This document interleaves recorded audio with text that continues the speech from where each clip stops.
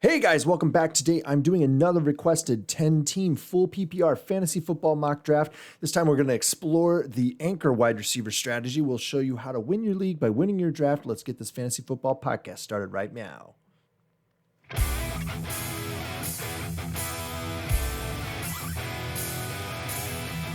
Hey guys, welcome back. This is the Fantasy Football Upside. I'm Kyle. We're going to be doing another mock draft today, guys. That's right, Fantasy Football Mock Draft, 10-team, full PPR. This is one of those requested ones that we had come in one of the comments. So if you have a request that you want to make, feel free to drop that down below.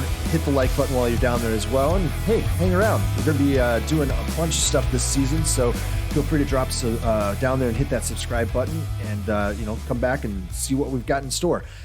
So this week, the one that was requested, there were a couple requests. This one that we're handling tonight is the anchor wide receiver strategy. This is a little bit different. I've seen the anchor running back strategy, and I wouldn't recommend doing that necessarily.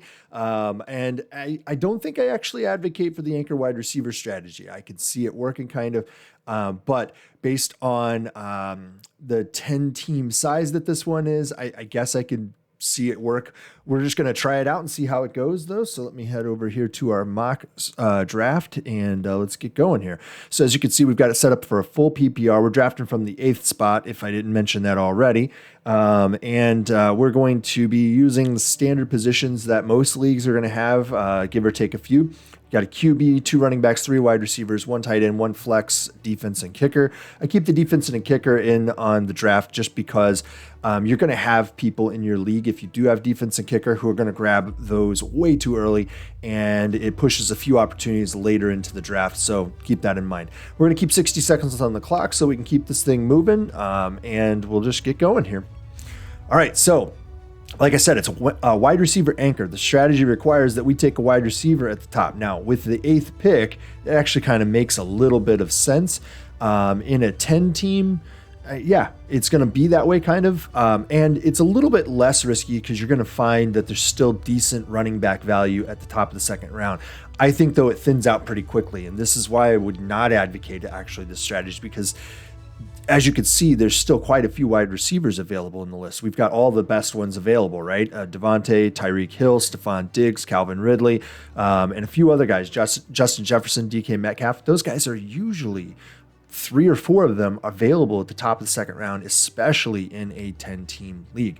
So I would actually advocate picking the running back here, but as I mentioned before, we were asked to do the wide receiver anchor, and so that's what we're going to do. We're going to pick 1 wide receiver. In the next 3 to 4 rounds, we're going to pick nothing but running backs, all right? And I don't like sticking to strategies. I like to play the draft as it's going, other than I know that this year you got to go running back early if you can. All right, so we're going to go right off the top. We're going to take Davante Adams in a full PPR, especially over Tyreek Hill, just because Tyreek Hill is he's highly productive, but on lower volume. Adams is highly productive, but also has good volume. So Tyreek Hill's volume is inconsistent, and in a PPR league, that's kind of what we want to avoid. Now, you can see what I'm talking about. What they're suggesting is Tyreek Hill, DeAndre Hopkins, Calvin Ridley, Justin Jefferson, DK Metcalf, all of these guys are still available. So I would rather, even in a 10-team, in a shallow league like this, at the 8th pick, I would still take Eckler or Aaron Jones, especially in a PPR league, because you're looking at the opportunity to make sure that you get a running back who's going to add points in the PPR category. The wide receivers are going to still be there for you, so go heavy on the running back early. Here we are, though. We're going to hit running back completely now. So we're going to go with Nick Chubb. Not exactly ideal, but I think that somebody like Gibson or somebody like that is going to bounce to us down the board here. We're going to go with Chubb off the top, and then maybe grab Gibson, Najee Harris, even Clyde Edwards-Helaire. That's a possibility too. All right, all those guys are gone, right? So that's why you got to go running back early. So here we are.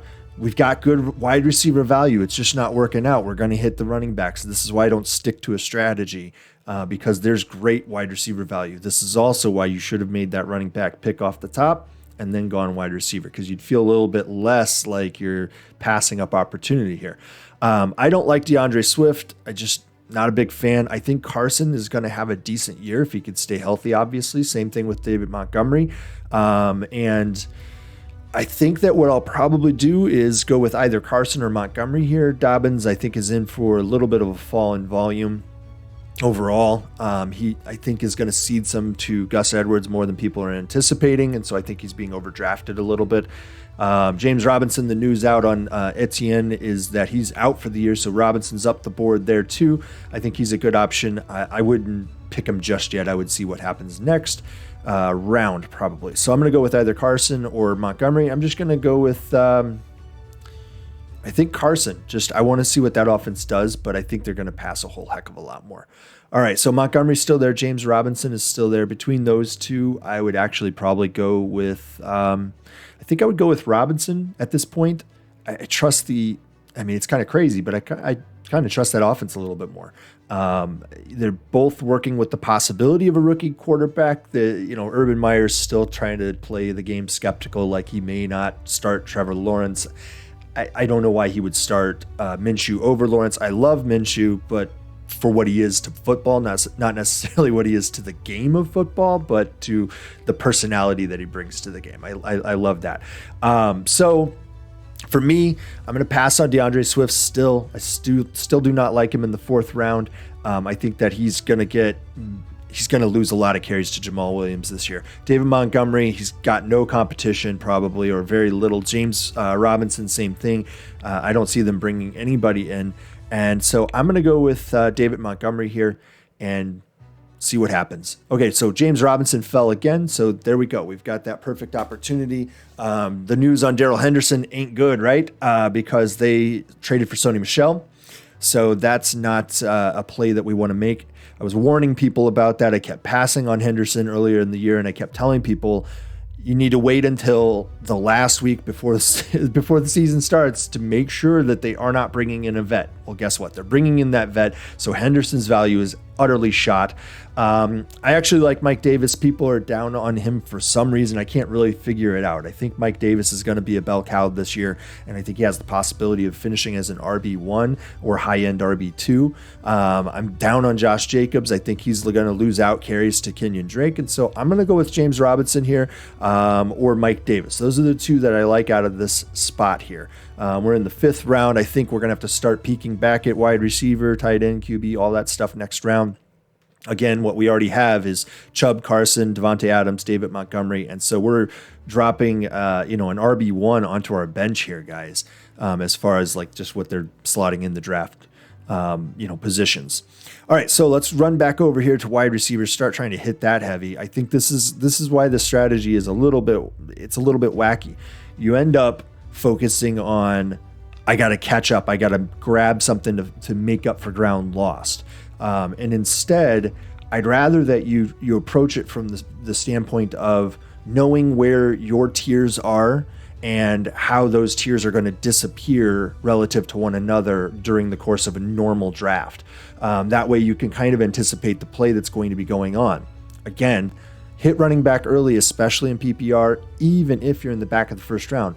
The value is there at the top of the second round in wide receiver in pretty much any format. If it's a 14-man and you're doing PPR and there's a running back who falls in the top of the second round, you definitely go with that running back there. Wide receiver value is hanging around pretty long term. We're going to go with T. Higgins. If you know us, you know we like T. Higgins. We think he's a solid pick this year. He's going to be pretty good. Let's check out what's happening over in tight end and in QB. Keep an ear out for Noah Fant. He is a little banged up right now. Looks like people are finally sliding on Goddard. We were warning about Goddard. He's not in a good situation. That offense is gonna have some problems with it. Robert Tonyan in a PPR league, I'm a little less excited about that. Logan Thomas, I would go with him over that. At wide receiver, there's some good stuff there. We're sitting here in the seventh round, and we've got Dak Prescott on the board still, Russell Wilson, Aaron Rodgers, Justin Herbert. There's a lot of value still at running back. I do think that Dak is an elite passer. I'm a little bit concerned about his shoulder so far this year, so I'm going to pair him up with Russell Wilson and Aaron Rodgers and Justin Herbert in that same category and say that they're all pretty much the same. If I can grab one of them, that's fine. All of them are kind of slipping here.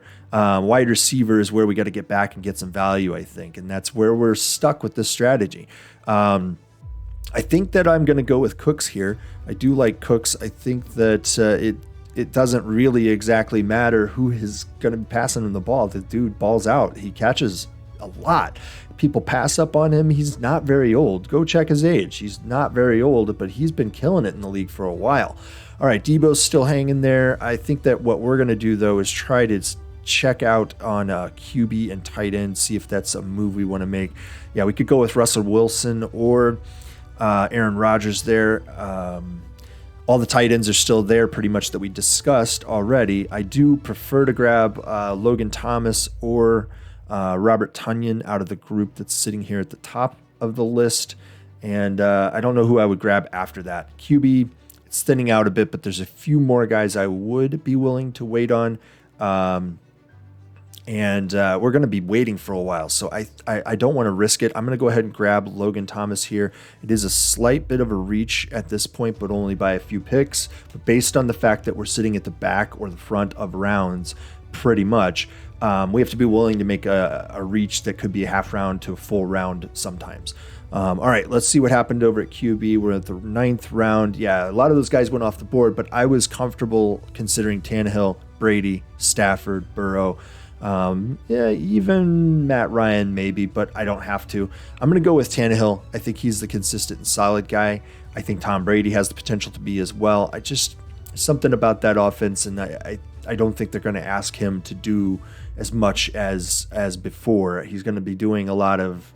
I think Giovanni Bernard is going to have a bigger role than people are anticipating, and that's going to be short passes a lot more. I think there's going to be a lot more short work, and so I think that's probably, that's not exactly what I would want in my QB. So I'm going to go with Tannehill here. I think Stafford's going to be pretty solid too, but I'm going to go with Tannehill. All right, we can bounce back, go check out wide receiver and running back. So let's see our roster, see what the status is here that we've got. We've got 4 running backs and 3 wide receivers. And so I think what I'll do here, it's not a terrible roster what we've built. So again, even though the strategy, I'm not exactly sold on this, it is working out. And a 10 team, that may be a little bit easier to manipulate what's happening. In a 14 team, I cannot recommend doing this, guys. I just can't. All right. Running back, got Melvin Gordon sitting there. I think he's an RB1 on his team this year. I don't think it's much of a question. As far as wide receiver goes, we've got Corey Davis. He's a wide receiver 1 on that team. Let's see who else is sitting there on wide receiver. Got Jarvis Landry, Mike Williams, Michael Gallup, I think is going to show up a lot. But we're going to go ahead, I think, and grab a running back here. I think we're going to grab Melvin Gordon. Dude's fallen for some reason. We're going to go get Melvin Gordon. Maybe there's some injury I'm not aware of pushing him down the board, right? But yeah, we'll go with that. And then I think we'll bounce back here to wide receiver. Marvin Jones is going to get a lot of play down there in Jacksonville. Sure, we've already got, I think we ended up with James Robinson. Is that right? Let me double check here. We did end up with James Robinson, but that's, the only concern there is you're just doubling up on the bye week. I'm not really concerned about either of them eating into each other's opportunity. So I think that's pretty interesting. I think Laviska Shenault and Marvin Jones are going to be battling for the higher amount of targets in the end by the end of the season. I just think that Marvin Jones has proven over the long run. Now, I did see in the most recent preseason game that he did seem to bang up his shoulder a little bit. So pay attention to that if you're considering Jones at all. But I think based on what's sitting here, I would go with Jones. It's a slight bit of reach. At this point, though, we start making reaches. It's just the way the game's going to play out. Let me see here what we've got. All right, I'm going to go with Marvin Jones and move on. I would also like, at that point, Mecole Hardman. I think he's a great pickup. He's a wide receiver 2 on that team. So, yeah. All right, here. Let's see. We've got 5 running backs, 4 wide receivers. I think we'll go with another 1 to 2 wide receivers and a running back here. Let's go ahead and grab a running back maybe here, see if that makes sense in this round. got Singletary. That's not a terrible grab. A.J. Dillon is a decent backup so that if Aaron Jones goes down, that's pretty good. Plus, you have a promise of probably 30%, maybe 30% of volume of that offense. I don't think that's a bad grab. And if we're looking at all these running backs at this point that are still available, he's one I feel pretty solid about. I mean, you could go grab Sony Michel here, right? He's going to be hiding down on ADP for a little while for a lot of people. But I do believe that's going to be a split situation just the same. He might get the larger end of the split. I feel a little bit more comfortable with the offense of Green Bay over the Rams based on last year alone. So I'm going to go with A.J. Dillon. And then we're going to go grab, I think, 2 wide receivers here if it makes sense over the running back. All right, let's see. We've got Jamison Crowder and Elijah Moore still hanging around there. Jacoby Myers, he's being underdrafted. He really is. I don't know that he's going to be great, but he's being underdrafted. So we'll go with him probably. Jacoby Myers, I think. Let's see what else is here. I know that hiding way down the board, and we might have to actually search for him, is actually, Sammy Watkins. He's a clear wide receiver 1 on that team. And so you guys should check out our Deep Sleeper. He's our Deep Sleeper episode. We just dropped that yesterday. And Sammy Watkins is in there. I break down all the reasons why it just doesn't make sense that the dude's being drafted as he's going off the board at 85th wide receiver usually off the board. So that's pretty ridiculous. I'm going to go with Jacoby Myers, and then I think I'm going to grab Sammy Watkins actually. He's the best wide receiver on that team. Whether they want to acknowledge it or not, or I don't know what it is. I think fantasy football Twitter has just decided that Sammy Watkins isn't worth talking about anymore. I don't know why. He's possibly the best wide receiver on that roster. So I'm going to go with him, and then I'm going to grab a defense and a kicker, and we're going to wrap it up here.